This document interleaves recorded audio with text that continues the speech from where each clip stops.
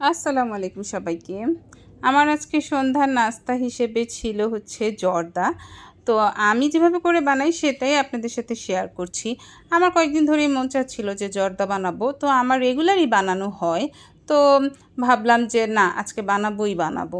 আজকে যদিও গ্যাস অনেক জ্বালিয়েছে তারপরেও ভাবলাম যে না আজকে যেহেতু বললাম তো বানাবো। আর আমার হাসব্যান্ড খুব বেশি পছন্দ করে এই জর্দাটা। তো সেই জন্য হচ্ছে গিয়ে জর্দাটা বানানো আজকে। তো আমি যেভাবে করে বানাই আমি ফার্স্টে হচ্ছে একটু গরম মশলা আর পানির মধ্যে একটু ফুড কালার দিয়ে ভালোমতো ফুটিয়ে আমি চালটাকে 80% সিদ্ধ করে নিই। তারপরে হচ্ছে যে চিনির শিরার ভিতরে আমি ঘি দিয়ে দিলাম। আমার আজকে আর কি কমলা ছিল না, তাহলে আমি একটু কমলার রস এটার ভিতরে ইউজ করতাম, তাহলে ফ্লেভারটা আরও বেশি ভালো আসে। তো যাই হোক ছিল না যেহেতু আমি আর ওটা দিতে পারলাম না। তো এই যে এইভাবে চিনির শিরা মানে আমার চাল অনুযায়ী আমি হচ্ছে চিনিটা দিয়েছি পরিমাণ মতো, মানে 1 কাপ চালে আমি 1 কাপ চিনি দিই, এভাবে করে দিয়েছি।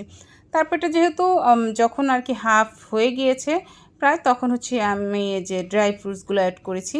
আর সবার শেষে হচ্ছে গিয়ে আমি এই যে মোরব্বা অ্যাড করেছি। এটা আমার নিজের হাতে বানানো মোরব্বা। বাজারে পাঠিয়েছিলাম, ছিল না, পরে কি করব নিজেই বানিয়ে নিয়েছি। আর এই যে হয়ে যাওয়ার পরে হচ্ছে আমি যে ছোট ছোট মিষ্টিগুলো এটার ভিতরে দিয়ে আর কি এটা সুন্দর করে একটু ডেকোরেট করলাম। তারপরে কি সবার ফার্স্টে আমার হাজব্যান্ডের জন্যই আমি সার্ভ করব। তো ওর জন্য হচ্ছে এই যে জর্দা দিলাম। আর তো আমার থাকে ওর জন্য জুস দিতে হয়। তো এই যে ও জর্দা আর হচ্ছে এই যে জুস, এটাই হচ্ছে